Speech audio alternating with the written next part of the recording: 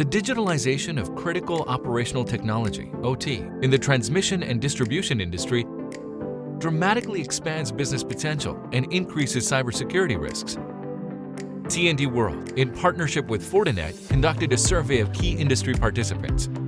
The study explored priorities and concerns for security and productivity by digitizing OT. 86% experienced one or more types of cybersecurity incidents in the past 12 months, the impact of which was felt by an operational outage that caused service interruption. More than 50% believed cyber attacks will become increasingly sophisticated. Respondents ranked cybersecurity in their top 5 business risks.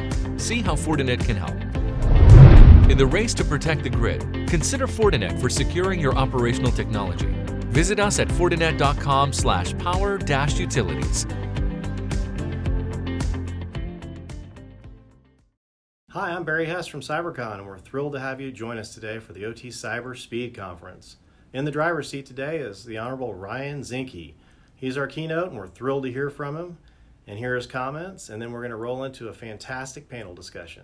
Thank you for joining us.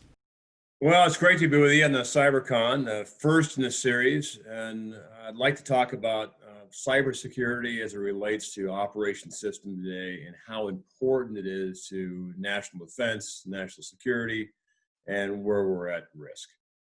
In background, I was the Secretary of Interior, as well as I sat on the House Armed Services Committee on Emerging Threats.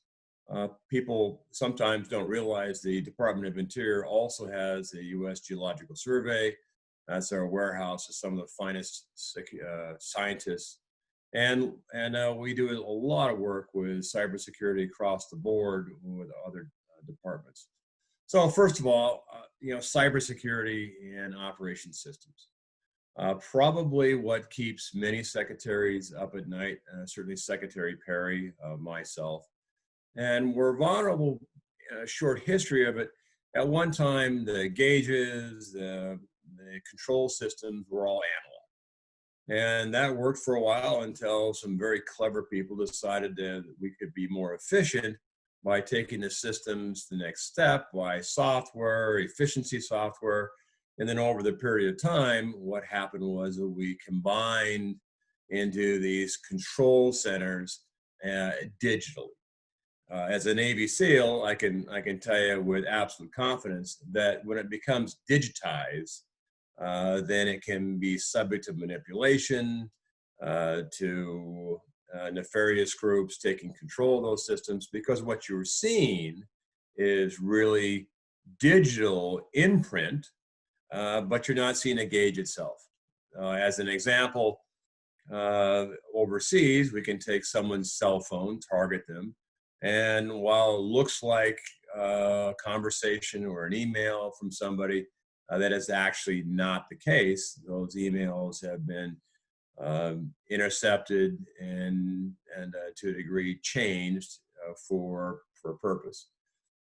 Part of the issue with the vulnerability is in the system is, again, these large command and control systems. Everyone's looking at it and believing the gauges, the accuracy of the data before you, but in fact may not be true. Across the board, there's always been, well, we're going to isolate systems in an air gap, and there really isn't any such thing as an air gap. Where I think there should be a lot of concern at the national level is there seems to be reliance on gadgets and software. And if you go through some of the conventions, especially in the cyber, it's miles and miles and miles of smaller companies that are putting together, the software patch, the gadget, the idea that you're going to defend cyber attacks by the newest software, using current data. I think where the weakness is in that is the training side of it. As a former Navy SEAL commander, I give it an analogy very similar to a weapon system. You can have the best weapon system, the most sophisticated sights, the thermal imaging, but you really have to have the training from the operator perspective to know how to use that weapon to its best capability. On the OT side, there is an enormous need for training, just refresher training to look at what the current threats are, to deal with them in an expeditious way. The more you practice, the better you are. And then, of course, you have young, talented individuals that want to get into the technology world, information, and this is where we have a workforce gap in the U.S. somewhere between 1.2 and 1.6 million jobs that we can't find people that are qualified to serve them in the cybersecurity area. Enormous consequences. As secretary, I focus a lot on energy, and I'm asked oftentimes, why did I focus on energy? Well, 3 reasons. One, environmentally, it is better to produce energy in this country under reasonable regulation than watch it get produced overseas with no regulation. So environmentally, our power grid and our system of energy, is by far above what we see in other parts of the world. Secondly, as a Navy SEAL commander and a father, I just can't see sending troops continuously overseas, your son, my daughter, overseas to fight for energy there when we have it here. And we can lead globally doing it the right way. And lastly, manufacturing. Manufacturing, requires the components of raw materials, which are about the same as what they are in Pittsburgh or South Korea. Labor costs, the U.S. generally is not competitive on labor costs because we want our citizens to have the best opportunity for the American dream, and we have to require, more benefits, greater wage, so citizens can attain that. And lastly, it's energy. The energy revolution in this country. When I took office, we were about 8.3 million barrels a day and declining. We're well over 12.5 million barrels a day and rising. And a lot of that power and our ability to produce energy gives a lot of latitude to the president. Certainly, if you look at the example between Jimmy Carter that had to suffer through the OPEC embargo, he didn't have a lot of cards. And you saw long lines. Fast forward to President Trump under an energy dominance policy, he was able to negotiate with strength with Saudi and Russia. And certainly if he was not in the position he was with energy, the COVID virus, obviously it did a lot of damage to the economy, and it probably would have put a torpedo in the side had the price of oil and gas gone up as it did during the Carter administration rather than going down or being relatively stable in the Trump era. Back to cyber, all that's great. We saw that energy is so important, but during COVID, we learned a lot of lessons about the supply chain and vulnerabilities. In regards to the energy component, well, it's great to be energy dominant. It's great to be up at 12.5, but unless our systems are secure, that transport that fuel to the refineries, that make sure that we have the right pollution control apparatus in place so we can monitor, we are still vulnerable. And especially if you want to look at the electric grid. In California today, they're going through rolling blackouts. The Navy itself in San Diego had to get offshore power because there just wasn't enough power during the crisis with the forest fires and reduction of sources of energy. You throw in the mix a cybersecurity attack of credible people that know what they're doing, that can bring the economy to its knees and create a lot of damage. But I'm an optimist. I think the first step is of identifying the problem. We are shorthanded in cybersecurity training. We are shorthanded in making sure that our operating systems themselves are evaluated, that we have some redundancy, and we train the way we fight, in that we train for an eventual breach into our OT systems, and we put in processes in place where they can become isolated and limit the amount of exposure we are and national wide. But it's a thrill to be with you. It's such an important topic and today. And lastly, about education and training. It does not require generally a 4-year degree to be a cybersecurity analyst or an ethical hacker. What it takes is a system of training, a curriculum generally in the scope of weeks rather than months.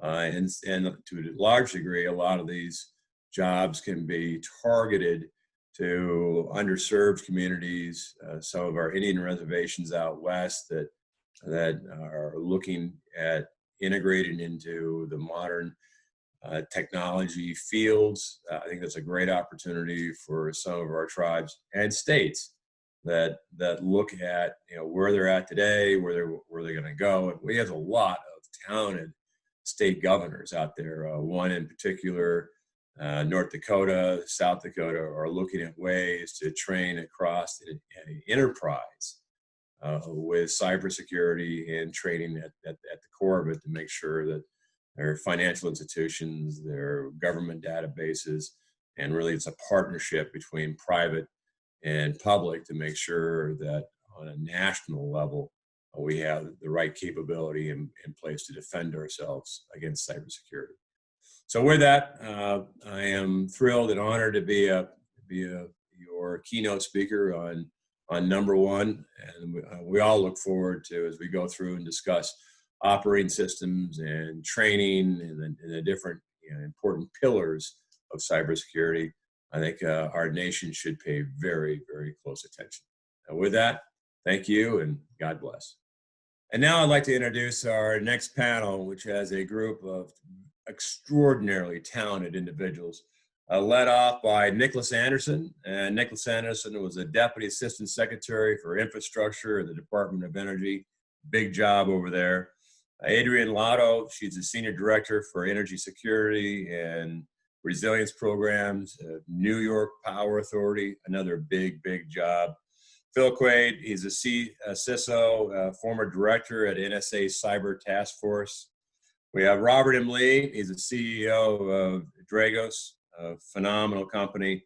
And our moderator, we have Teresa Papaleo, threat intelligence lead at Accenture Federal. What a talented and exciting discussion this is going to be. So with that, let's have the panel. Good afternoon. I'm Teresa Papaleo, and I'll be moderating the OT Cybersecurity panel this afternoon. Our first question is for Nick Andersen. Nick, based on your perspective from the DOE and CESER, could you provide us with a strategic level overview of the cyber threats to OT networks? Sure. Yeah, and thanks so much for having me here today.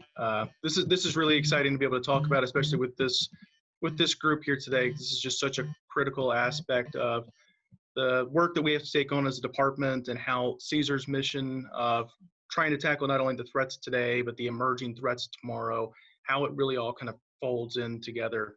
So we have responsibility here for energy infrastructure, tackling not only cyber threats, but all threats, whether they're natural or man-made, cyber, physical. The department's efforts to secure the energy infrastructure are really focused on what is that strategic threat of today and how do we see it's beginning to emerge into tomorrow. So I know a lot of people are probably familiar with, because they've heard a lot of people talking about over the last year and some change, elements of the 2019 worldwide threat assessments and what that means coming out of the Director of National Intelligence and our intelligence community. But that release last year highlighted both that China and Russia already possess the ability to disrupt energy infrastructure in the United States. That's important because we're not just defending against threats at the doorstep. We're not just defending against threats that are some sort of amorphous other place, things that are happening somewhere else. This is an opportunity to address securing the cyber infrastructure here in the homeland no kidding, defending the things that we depend upon to support our way of life and health and safety within our local communities. Now, our adversaries are continuing to map critical energy assets with the goal of gaining that ability to cause substantial damages. Now, for just a couple of examples, the Russian General Staff Main Intelligence Directorate, or the GRU, is deploying previously undisclosed malware for Linux systems called Drovorub as part of its cyber espionage campaign, and its attempts to continue to threaten the United States and hold our critical infrastructure and hold our systems at risk.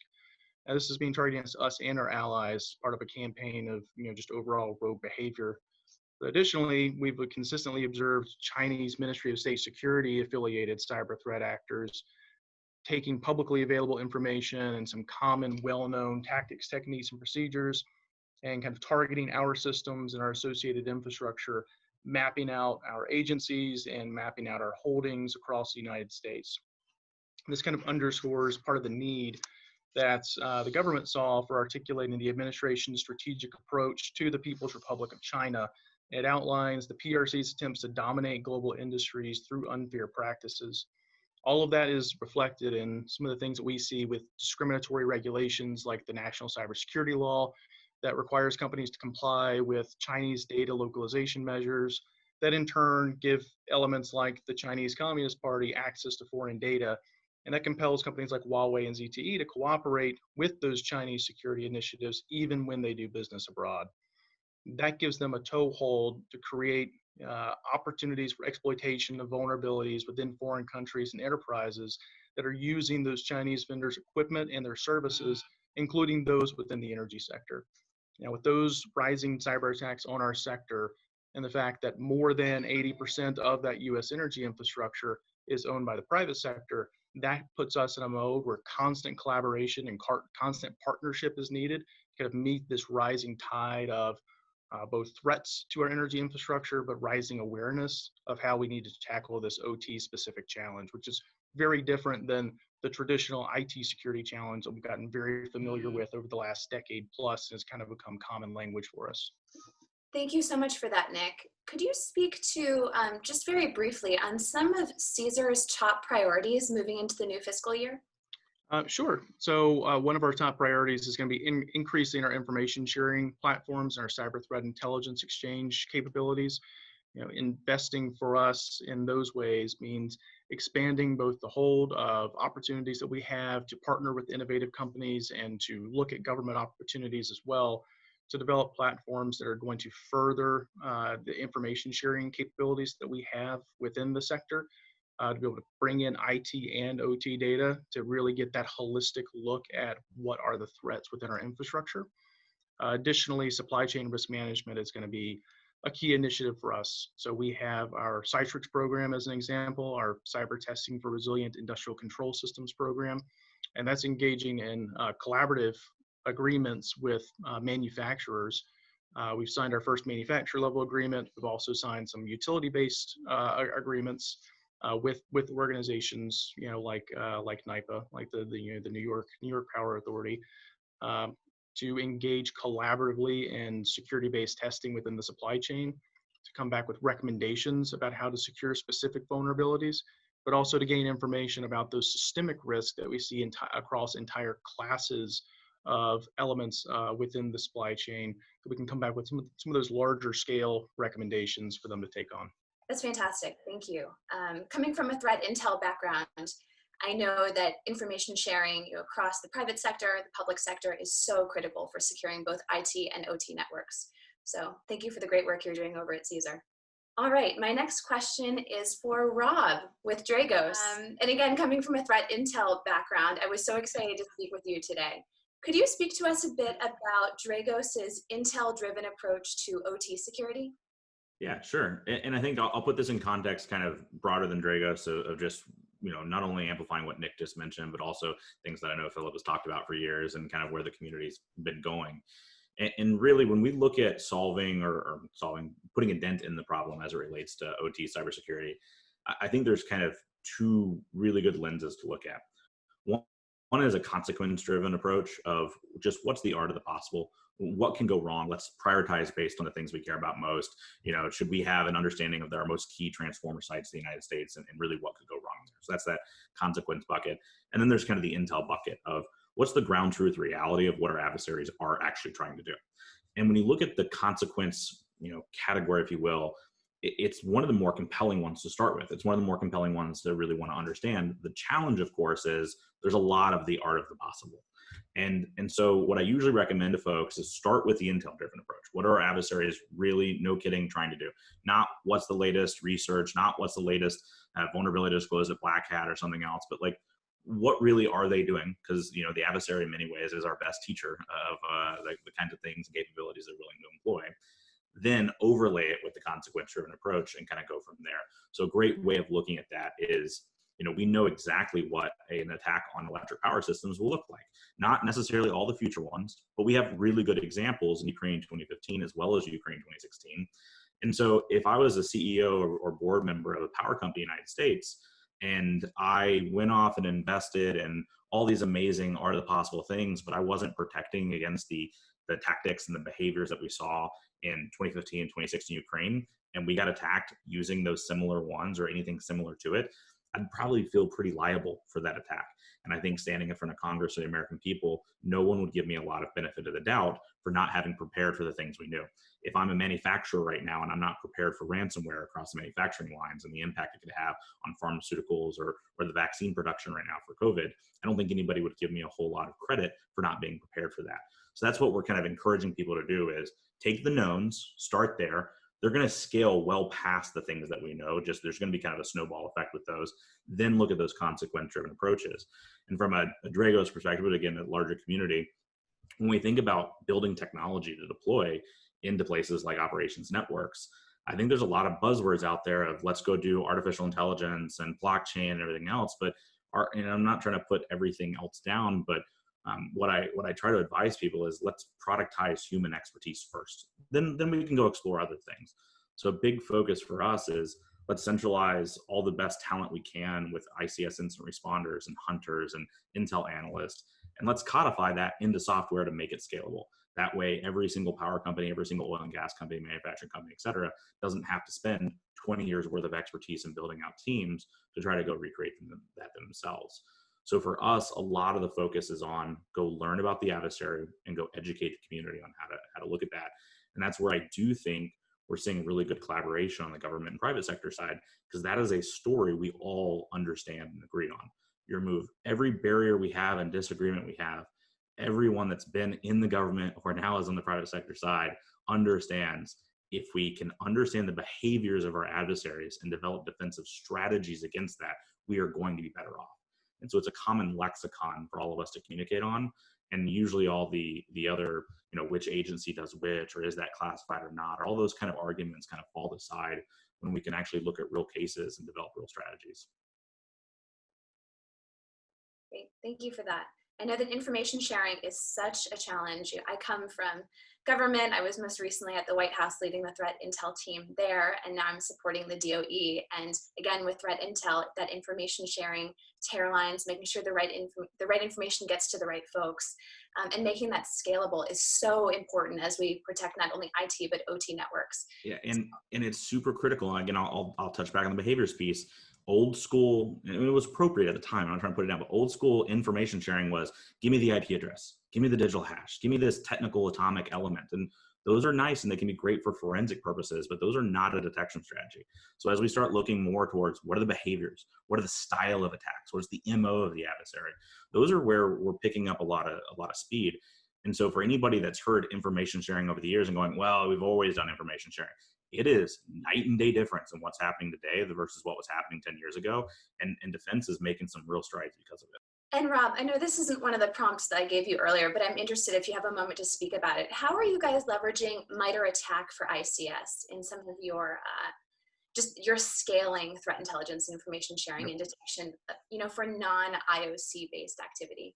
Yeah, absolutely. That's a good question. So I don't know how public it is, and so I hope I'm not ruining anybody's parade, but MITRE ATT&CK started in the National Security Agency. It was as the NSA was looking at adversaries and trying to track them globally, the indicator-based approach was not working. Again, useful, has its purposes, but not for what we were trying to do. So the NSA at the time started categorizing behaviors of these intrusion sets that we were tracking. Later, we would start talking things like activity groups and threats. But we started tracking those behaviors and saying, well, even though the malware is different, each time this adversary does something, they're sending a phishing email that has an Excel spreadsheet that has a macro that then runs on the system and reaches out. So let's not focus on the IP address. Let's not focus on the macro. Let's look for any time we see phishing email plus Excel plus initiation on system plus external communications to the internet. And we started getting ahead of adversaries, not even just being the normal reactive approach. So it was really, really cool. And then MITRE took it, and MITRE is great at taking complex topics, education, and then scaling it. So MITRE stepped in, took those tactics and techniques that the NSA was coming up with, and built MITRE ATT&CK. And it's been an amazing tool for the enterprise, where I would say the number one value of it is just that common lexicon, where we can all just have a common language of what we're talking about and how to track it. But it's also helpful for folks to think about incident response strategies, hunt strategies, prevention strategies, and they're able to plot out, well, here's the tactics and techniques my organization, the banking industry, cares about, and let's focus there first. So MITRE then took that into a contract of doing MITRE ATT&CK for ICS. And the value, of course, is it's got to be public cases and it's got to be real insights, not just art of the possible, and not trying to pimp out my company too much, but we're one of the only firms that has any sort of ICS intel publicly. And so we contributed a lot of our insights to MITRE, and they built out this MITRE ATT&CK for ICS framework with 81 different tactics and techniques to look at how to get ahead of those adversaries. So when we think about an attack on Ukraine, or an attack on human life like took place in Saudi Arabia in 2017, targeting safety systems there, trying to say, let's look at the IP address or digital hash of that software on the enterprise side was already lacking. On the ICS side, makes no sense, because the next time they deploy against a safety system, it's a different safety system. They're going to have to make a completely different malicious framework. We're not really caring about the exploits and vulnerabilities. We're caring about the native functionality resident in those industrial operations. If I can open the digital relay, I can close the digital relay. So pushing towards a behavioral-based approach of detection and understanding them does scale. Well, I do care anytime somebody on an engineering workstation is modifying the logic on a running safety system. Let's look for that regardless of exploits and vulnerabilities. Anyway, so that's the approach we take, but that's the approach we've been communicating out as well. And I think we will see, I don't want to be over optimistic, but I think we are seeing a culture shift on the operations security side of the house, partly with that as a tool in that, where vendors and private sector and government, everybody can talk about the same language. And I do think we are rapidly moving our defensive strategy forward as a result. Does anyone else have anything to offer? I mean, that was such an interesting commentary on the National Security Agency, and I didn't know that about them developing MITRE. So really interesting, Rob. Does hope that's open. I hope that's not a world first thing. Phil's gonna kill me here in a second, maybe, but. Does anyone else have anything to add? I know Nick, you've been doing some great work with information sharing. Adrienne, Phil. I'll jump in just briefly. One of the things I want to foot stomp is something that Rob said about he didn't quite use the whole term, but understanding bad consequence-based engineering. It's a great practice that the OT folks have developed over the past 70, 80 years, where they define the bad consequences they want to avoid, and they actively engineer them out so those consequences can't happen, no matter what the vulnerability or threat is. It's just such a cool discipline, and this makes us all ought to remember that the OT folks didn't just kind of pop up yesterday. They've been doing just good work. They've been doing good work without all this IT folks for many, many years. And there's a lot of cross-pollination we can learn from each other. That said, there is a lot of convergence between IT and OT, and we'll talk a little bit more about that later. But I do think there's some opportunities where we can get better at sharing information, and more importantly, not just share information, automatically ingest it and have the option of automatically mitigating it based on those information sharing messages. If I could jump on the CCE piece real quick, to give credit to the organization, for those people that are watching that are interested, go check out Idaho National Labs, and they're the ones that are putting a lot of focus on that. Phil and I and Nick and everybody know late Mike Asante, and that was by far beyond being the most brilliant of us and being the most passionate of us on the topic of ICS security. That was one of his babies of if we're going to really think about this problem in the future, CCE has got to be part of the answer. And so I would agree with Phil and say that everyone. Thank you for that. So jumping back into this kind of secret squirrel stuff, Phil, I heard a rumor that you used to be on the national security side of the house, perhaps working on the attack side for OT networks. And now, obviously, you're on the defense side. You started Fortinet's OT protection practice. So could you speak to us a little bit about kind of what you've seen over your career and how that space has changed in the last 20 years or so? Yeah, so that's a fun question. Thanks very much, Teresa. Yeah, a lot of people don't understand that the government's, nation states' interest in operational technology, it's not just 5 years old, but it goes back at least a couple decades when I used to work it on the offensive side. So without going into too many details, about 20 years ago, the SecDef, Secretary of Defense, and the Director of CIA took a bunch of us out of our home agencies at the Pentagon, NSA, and CIA, created the special organization, and gave us the combined authorities of the Defense Department and the intelligence community. And with those authorities, we were able to pursue tools and techniques against lots of things, including operational technology. That was 20 years ago. And the difference is that 20 years ago, we were doing a lot of different technologies. We were focused on applications of OT, but it was mostly, or very heavily weighted towards weapon systems and other things that are military centric. And they have very, very important applications to folks in the national security community.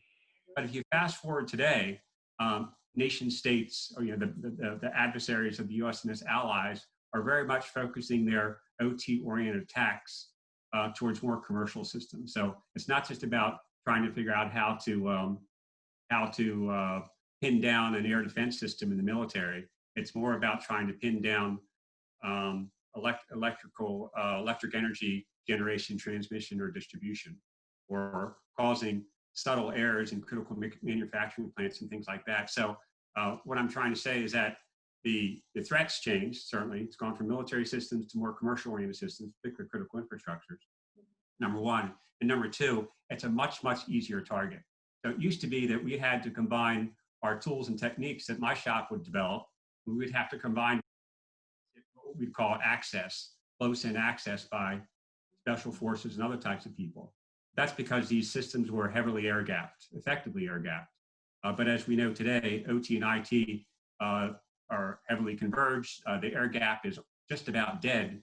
And so we need to take a different approach to addressing commercially the IT-OT integration. And the good news with that is that a lot of commercial companies, I'd like to say mine's one of them, does a really nice job of understanding how to correctly integrate IT and OT architectures so you can maintain the safety and reliability of the OT operations that is necessary. Yeah, that's fascinating. Thank you so much for sharing a little bit about your background. Really appreciate it. Does anyone else have anything to add on that topic? All right. Yeah, I'll only note how weird this conversation is, and I hope the viewers understand this to some degree. For discussions of tailored or close access, discussions of GRU, and here's what's going on in PLA, I think a lot of defenders at times feel, well, the offense is getting ahead of us and defense is so hard and all that. The conversation we're having today, not being inside of a skiff, I think is hopefully a push to the defenders of things are going well and we are getting really good at this. Absolutely. Yeah, I remember when I first started tracking Russia's cyber threats in 2008, I guess. You couldn't even talk about Russia and cyber in the same sentence without it being uber classified.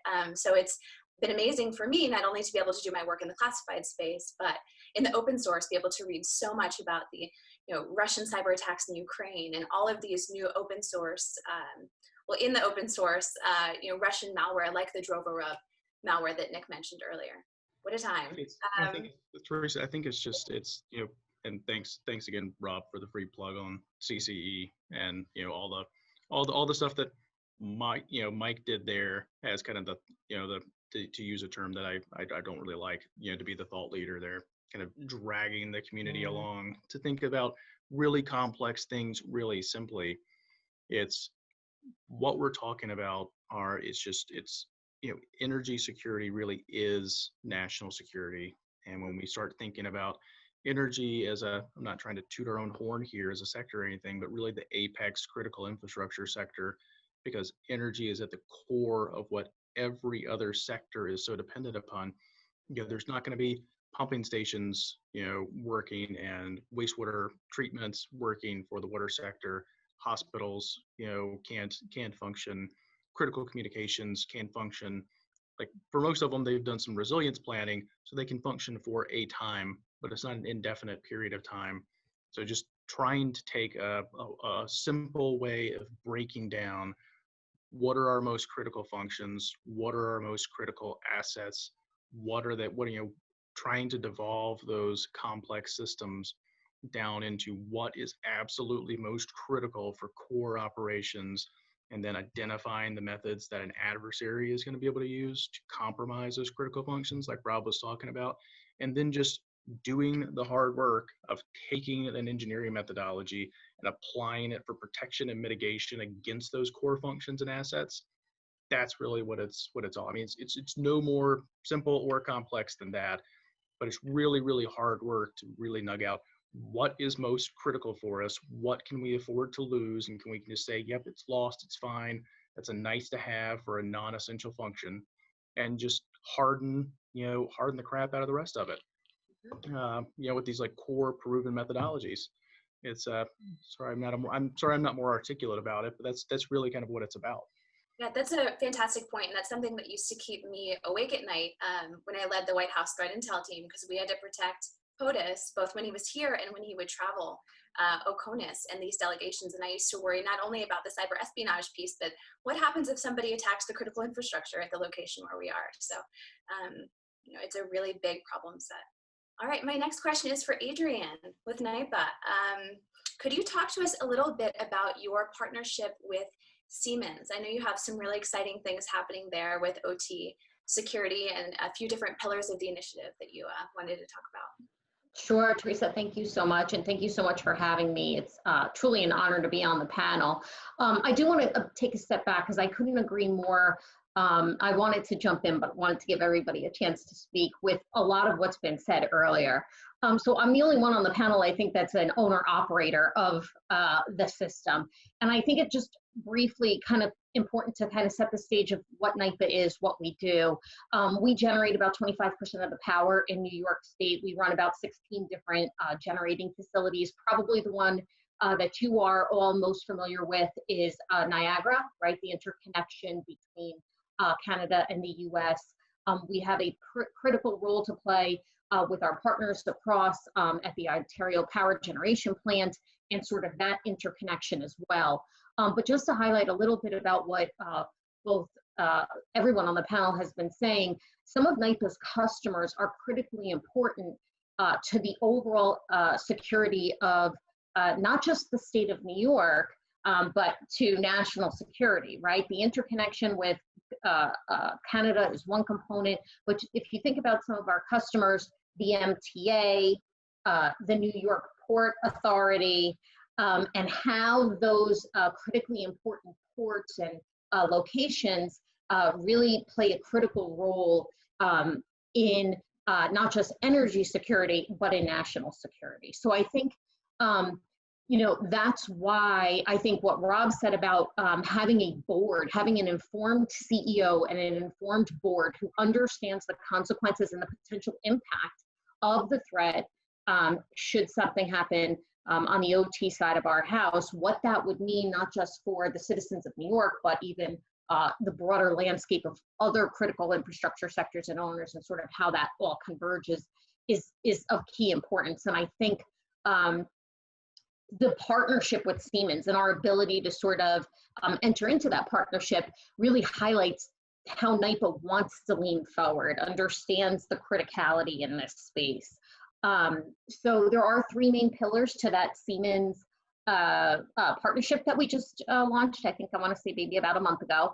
The first is workforce. So I think we are all aware of the shortage. Frankly, I was in the government, so the shortage of OT cybersecurity professionals in the government. That shortage obviously also exists on the private sector side of the house. So we are hoping, I'm going to plug Nick here in DOE. We're hoping to partner shortly with Nick and the DOE on that first pillar. They have some really great and exciting things happening. Cyberforce competition being one of them, and there are Cyber Strike at INL being another. We're hoping to leverage all of the great work that they're already doing in that first pillar of workforce development, partnering with Siemens and NIPA. The second pillar for the partnership with Siemens is a lab, right? We want to continue to innovate and incubate. We have a lab at NIPA. It's called our Agile Lab, where we kind of do a lot of our testing already. This is attempting to take that to the next level and bringing in other partners and other people to really kind of create a first-in-class center of excellence. And then last but not least, and I touched on it in my opening remarks, but NIPA also serves a critical role for the state. So we serve 47 munis and co-ops. I'm sure Rob and the other experts on the panel could speak about how, oftentimes a lot of the resources at the federal government level go to the big guys. But unfortunately, sometimes the smaller entities don't get those resources and are the test beds, if you will, of our adversaries. So we are hoping that what we develop at NIPA, our plan is to then reinforce and bring that out to the state, the munis and the co-ops we serve, as well as our state partner. So we're very excited about the opportunity. We look forward to the partnerships and the consortium that's going to be coming to bear. But I think it's a problem. I do want to add one thing though, because I think we talked about it earlier, but I do want to highlight it. I think although we are continuing to make forward progress in this area, I think there still is a little bit of disconnect on the business side. And what I mean by that is, no matter where you sit on the aisle, blue, red, left, right, I don't know anyone who says, okay, like, decarbonization is a bad thing. We should push more bad stuff in the air. How we get there or whatever, that you may debate. But I think generally speaking, people all agree we should try to make our energy sources clean and green as possible, right? Energy security hasn't gotten the same sort of buy-in, if you will. I think we are raising the level of awareness, but I still think there's more work to be done. And like, for example, Nick's group, like DOE CESER, an outward-facing part of the organization, part of the mission space that really partners on information sharing programs like you just had referenced, it is key. I mean, the work they do is pivotal to keep kind of emphasizing that message and reinforcing these types of programs between public and private. Yeah, I just want to like quickly massively agree with that and say that, my optimism is, holy crap, we're doing more than ever before. But what is the state of the union? We're not in a great place. Like, let's be candid about that as well. If you look at almost every operations, environment you're going to go to has at least like deployed a firewall. Okay, cool. We're doing some prevention. Maybe half of them tune it and like keep it up to date. Like, all right. How many have gone to detective where they're actually like monitoring? Maybe 5%. How many like have actual incident response plans focused on responding to OT? Maybe 1%. And so it's how do you scale that? How do you get that everywhere? And as mentioned, how do you get it to munis and co-ops and smaller sites?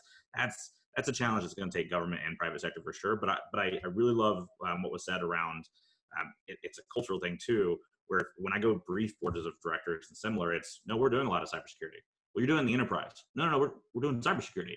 And they look at their CSOs because they went to them and said, reduce cyber risk. Here's a budget. They never said reduce our website risk. They said reduce cyber risk.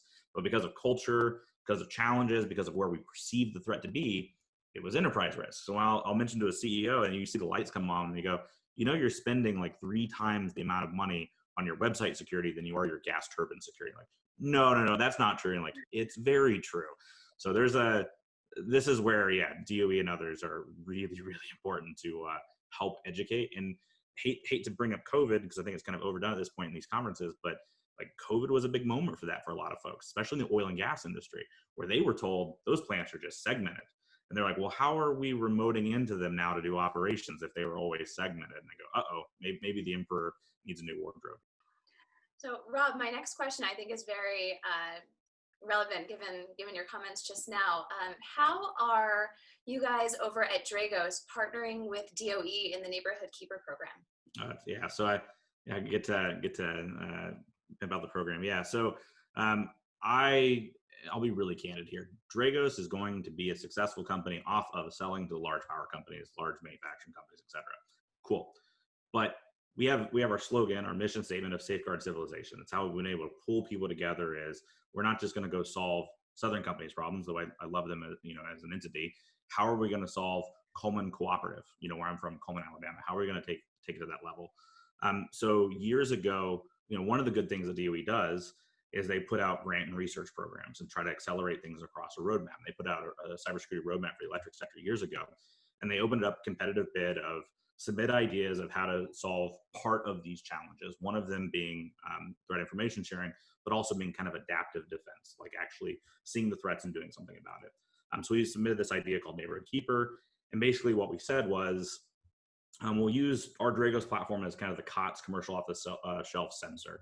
Because one of the problems I think with a lot of information sharing programs and where they fail is they try to be so vendor agnostic about everything that you don't have any understanding of the sensor or how data is getting ingested. So you just get these massive data lakes in the back end with no commonality or schema and anything, and it doesn't work that way. So we said, look, we're going to use our technology as the COTS sensor. But we're going to develop a cloud analytics framework called Neighborhood Keeper that will be able to take insights out of these operations technology environments and scale it. And that sounds scary. Cloud, OT, like, what are we doing?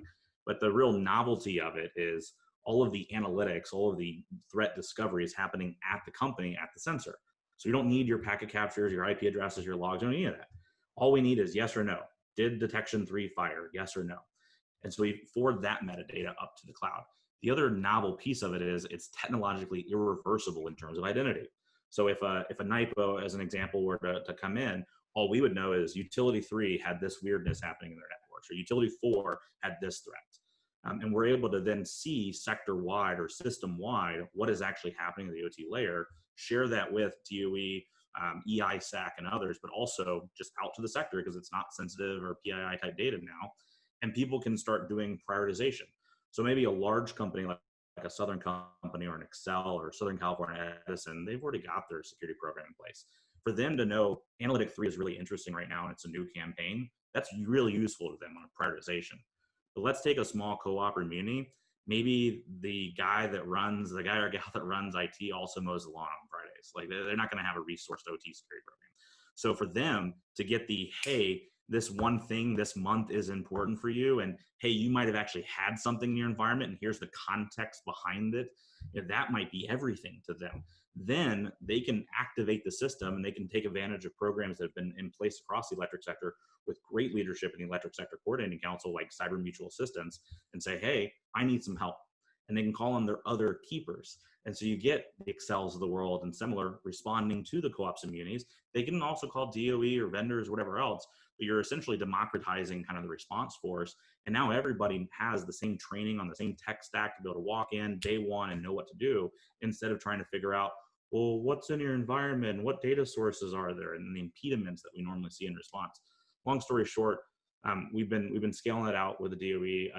I don't know how much we can say, so Nick, you can slap me here, but DOE has taken a good leadership position on trying to scale out that program.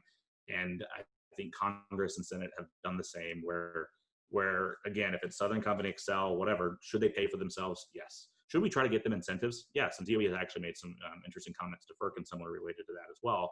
But when we're talking co-ops and munis, government needs to make resources available. Those folks need help. And I think there's an appreciation government-wide that we need to do that. Kind of the comment earlier on, we're not to the realization that cyber everything is good yet. We are all to a realization, though, of we need to be doing more. And so figuring out what that is and how is kind of where that conversation is taking place. Well, I just want to echo a little bit of what Rob said there, because it's really important, especially when you're talking about public power and our co-ops and especially the municipal utilities. And a lot of times it's more than just power there. It's also water, water sector that's represented there, where those munis in particular are joint operations within this operation space. It's hyper important because especially for those customers, that is a critical dependency for them and the functionality of their communities.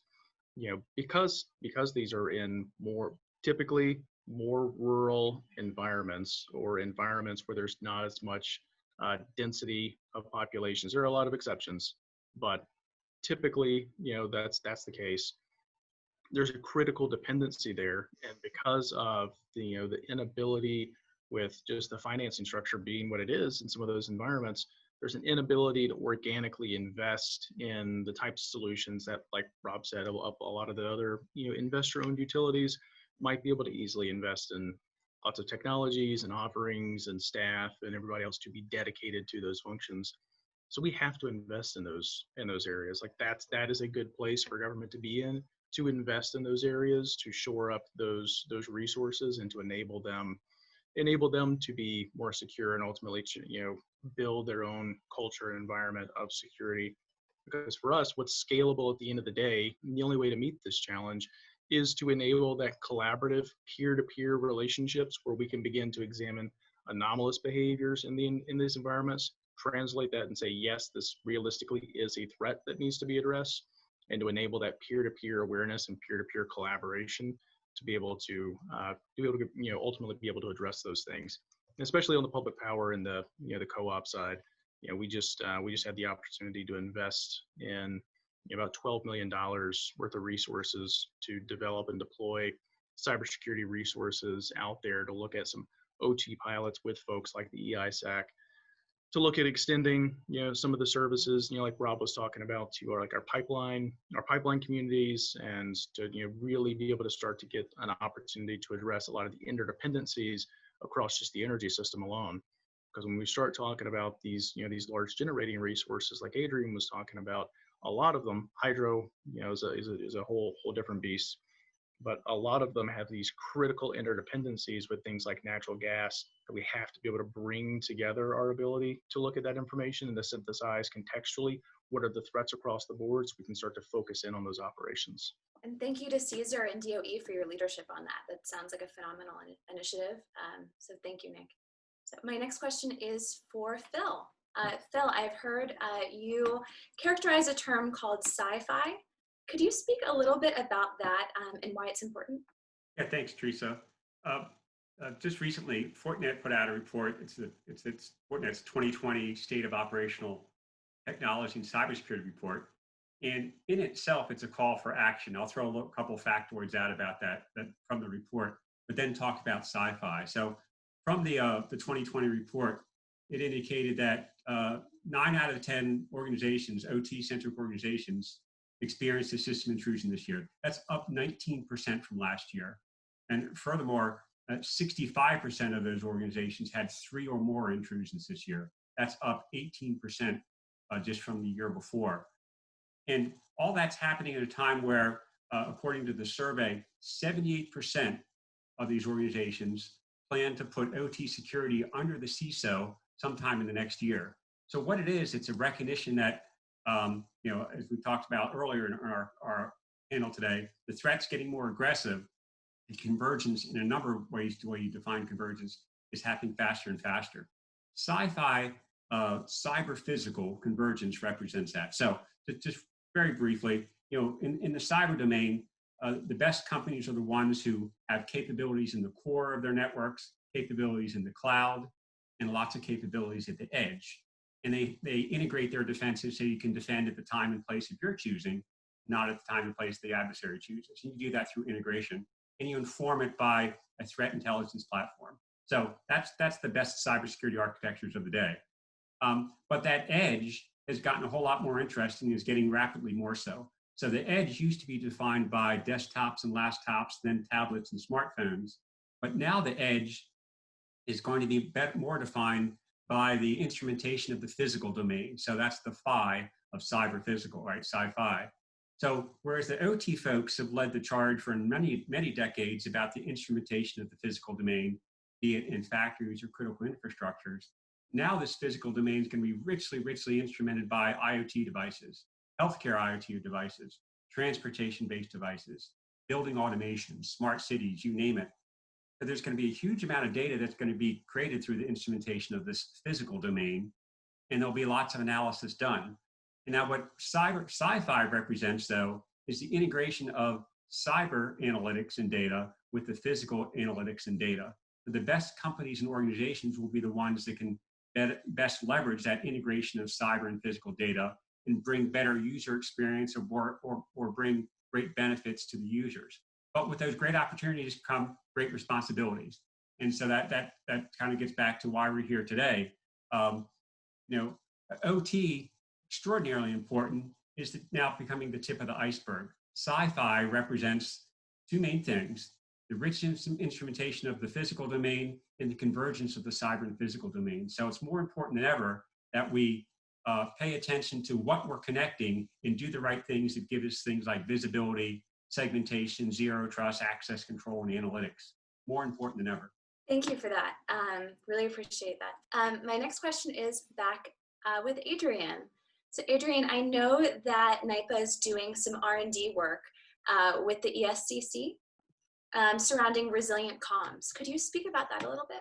Sure. I always try on these things not to use acronyms, because depending on which parts make the cut, you may not hear them. So the ESCC, just for everyone's awareness, is the Electric Subsector Coordinating Council.